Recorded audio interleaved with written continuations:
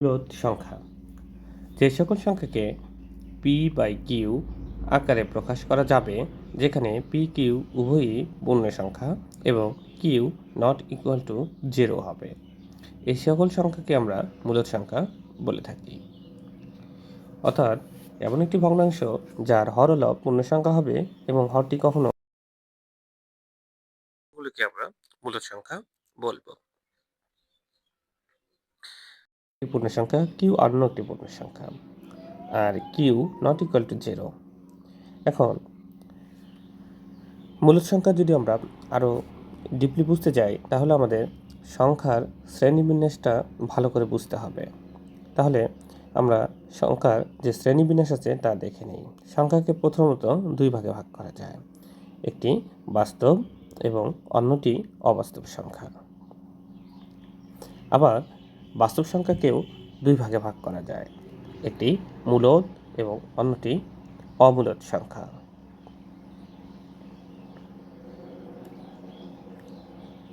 আজকে আমাদের মূল আলোচনায় মূলদ সংখ্যা নিয়ে।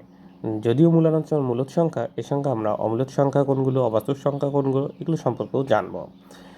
আমরা মূলদ সংখ্যা বোঝার জন্য তিনটি কন্ডিশনকে ফলো করব। এখানে মূলদ সংখ্যা একটি ভগ্নাংশ যার হরলব হবে পূর্ণ সংখ্যা, এটা 1 নম্বর কন্ডিশন। আর 2 নম্বর কন্ডিশন, হর কখনো শূন্য হবে না।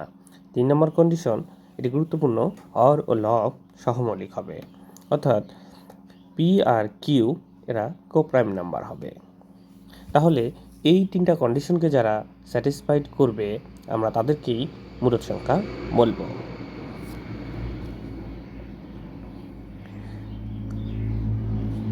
এখন আমরা সংখ্যায় দেখিয়েছি শ্রেণীবিন্যাসে অবাস্তব সংখ্যা।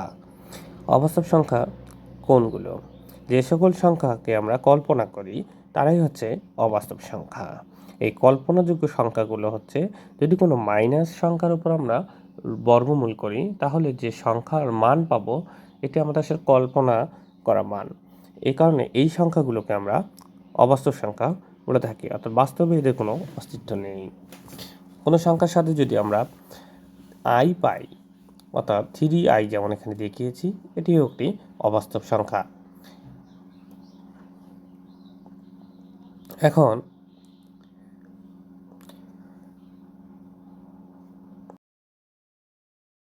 মূলদ সংখ্যা আসলে কোন কোন পয়েন্টকে আমরা লক্ষ্য করলে আরও মূলদ সংখ্যা আমরা নির্ণয় করতে পারবো। আমি এখানে কিছু পয়েন্ট উল্লেখ করে দিচ্ছি, এই পয়েন্টগুলো দেখেও মূলদ সংখ্যা বোঝা যাবে।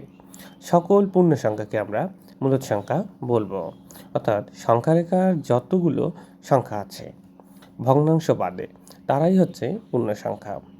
সকল পূর্ণ বর্গ সংখ্যা, অর্থাৎ সকল কমপ্লিট স্কোয়ার যেগুলো নাম্বার আছে আমাদের, তারাও মূলদ সংখ্যার মধ্যে আওতাভুক্ত হবে। সকল পূর্ণ ঘন সংখ্যার ঘনমূল, এটিও মূলদ সংখ্যার মধ্যে পড়বে। এবং 4 নম্বর যে পয়েন্ট, তা হচ্ছে সকল আবৃত দশমিক সংখ্যাকে আমরা মূলদ সংখ্যা। এই 4টা পয়েন্ট যদি আমাদের সামনে আসে, তাহলে আমরা চোখ বন্ধ করে তাদেরকে মূলদ সংখ্যা। উদাহরণ দিই যদি, তাহলে প্রথম যে পয়েন্টটা দিয়েছিলাম তার সকল পূর্ণ সংখ্যা, অর্থাৎ 1 2 3 0 -1 -2, এই টাইপের যত সংখ্যা আছে সংখ্যারেখায়, সব আমাদের পূর্ণ সংখ্যা। এখন কমপ্লিট স্কোয়ার নাম্বারগুলো আমাদের পূর্ণ সংখ্যার মূলদ সংখ্যার মধ্যে পড়বে।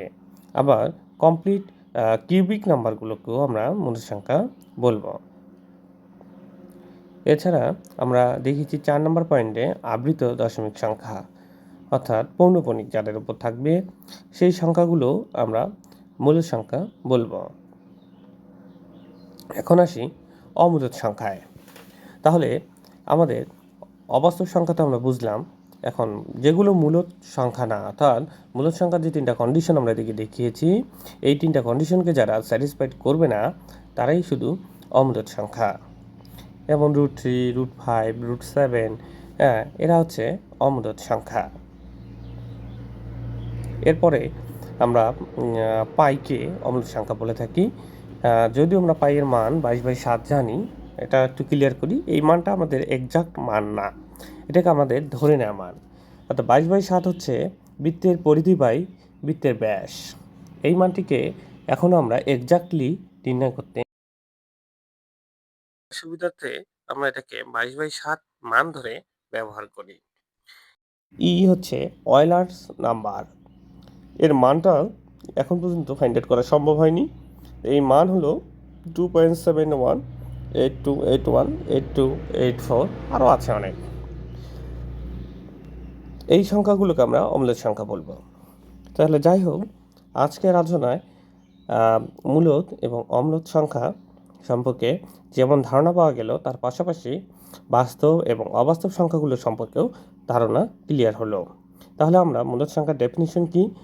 যে সকল সংখ্যাকে p/q আকারে একটি ভগ্নাংশ আকারে প্রকাশ করা যাবে, যেখানে p আর q উভয় পূর্ণ সংখ্যা এবং হর শূন্য নয়।